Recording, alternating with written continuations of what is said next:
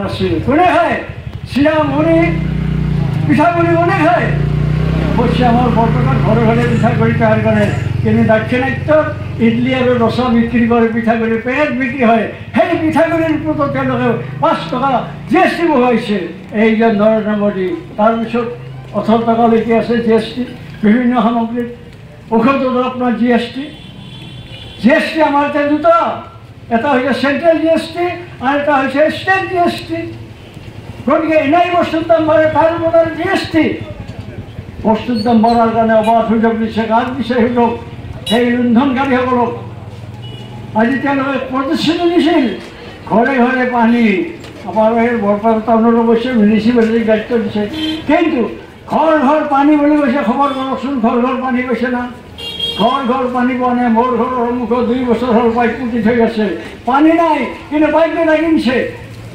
ঠিকাদাৰে পাইপো বহুৱাইছে তাৰ মানে কি এই ঠিকাদাৰে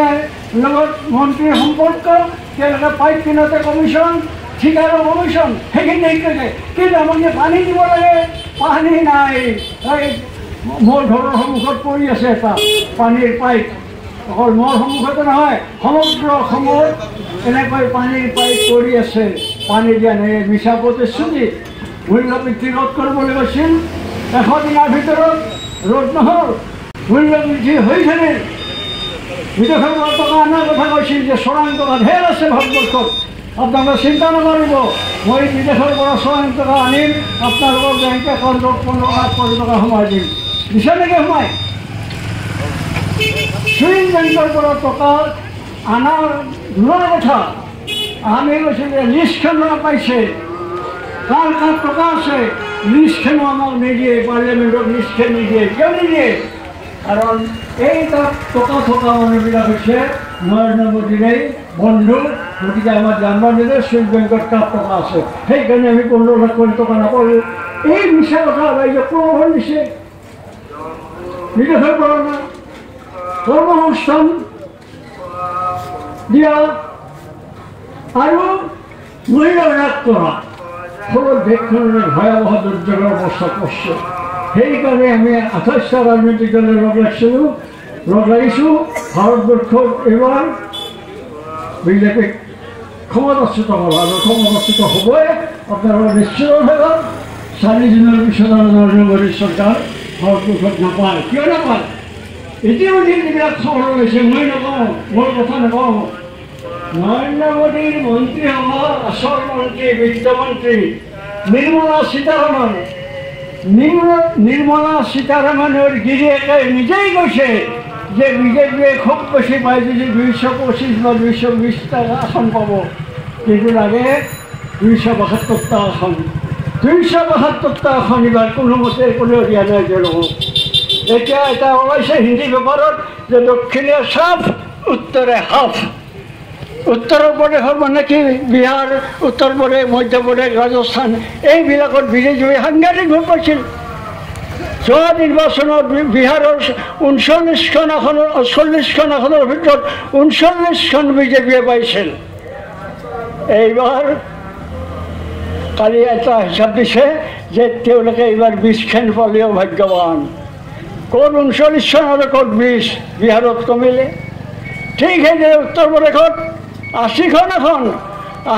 আসনৰ ভিতৰত 77খন পাইছিল বিজেপিয়ে এইবাৰ কালি এটা একজনে হিচাপ দিছে যে 60খনো নাপায় এই যে কৈছে উত্তৰে হাফ হাৰিয়ানাত 10খনে পাইছিল দিল্লীত 7খনে পাইছিল ৰাজস্থানত চবকেইখনে পাইছিল 25খন এইবাৰ সেইবিলাকত ফাট পেলিগে চাৰিওফালে দিল্লীতো ফাট মাৰিছে উত্তৰ প্ৰদেশতো ফাট মাৰিছে ৰাজস্থানতো ফাট মাৰিছে মধ্যপ্ৰদেশতো ফাট মাৰিছে গতিকে হিন্দী বেল্টত তেওঁলোকৰ আসনৰ সংখ্যা যেনে কমিছে চব গণি গণি চাই কোনোমতে 272 নহয় সেইকাৰণে নিৰ্মলা সীতাৰামনৰ ভাৰতৰ বিত্তমন্ত্ৰী আজিও বিত্তমন্ত্ৰী হৈ আছে মোদী চৰকাৰৰ তেওঁ কৈছে যে 220 বা 25 পাইছোঁ কিন্তু আমি সিমান বুলি কোৱা নাই আমি অলপ বেছি পাব বুলি আশা আছোঁ কিন্তু 272টা নাপায় নৰেন্দ্ৰ মোদী চৰকাৰ পূৰ্ণ হ'ব নোৱাৰে এই যে নোৱাৰিছে তাৰ কাৰণে তেওঁলোকে কি কৰি আছে এতিয়া আকৌ ওলাইছে তেওঁলোকে আজি নকয় মূল্যৰ কথা নিবনুৱা কৰ্মসংস্থান দিয়াৰ কথা নকয়। কি কৈছে যে মুছলমানে হিন্দুৰ তিৰোতাৰ পৰা মংগলসূত্ৰ, আমাৰ এতিয়া মংগলসূত্ৰ নাই, মংগলসূত্ৰ কাঢ়ি আনিব চব মুছলমান বিৰোধী লগাইছে দিনে দিনে। অথচ গোহত্যাৰ বিৰুদ্ধে কয়, কিন্তু গৰুৰ মাংস বিক্ৰী কৰাৰ পৰা কিমান টকা আছে জানে? যিয়ে গৰুৰ মাংস বিক্ৰী কৰে সেই গৰুৰ মাংস বিক্ৰী কৰাৰ পৰা তেওঁলোকে 250 কোটি টকা আনিছে। 250 কোটি টকা গৰুৰ মাংস বিক্ৰী কৰা। তেওঁ গৰুৰ মাংস বিক্ৰী কৰিব দিছে আৰু সাধাৰণ ৰাইজক গো হত্যাৰ বিৰুদ্ধে ৰাইজক চকাই দিছে। এতিয়া মুছলমানে গৰু খাই মাৰ, বহুত মাৰিছে, গৰুৰ বেপাৰী মাৰিছে, ৰাজস্থানত মাৰিছে, কিন্তু নিজেই গৰুৰ মাংসৰ বেপাৰীৰ পৰা 250 কোটি টকা লৈছে এই নিৰ্বাচন খেলৰ কাৰণে। মই কোৱা কথা নহয়, এইবিলাক একেবাৰেই লিপিবদ্ধ হৈ আছে ইলেক্ট্ৰেল বণ্ডত, আৰু তাৰ পৰাহে মই কৈছোঁ। সেইকাৰণে আজি তেওঁলোকে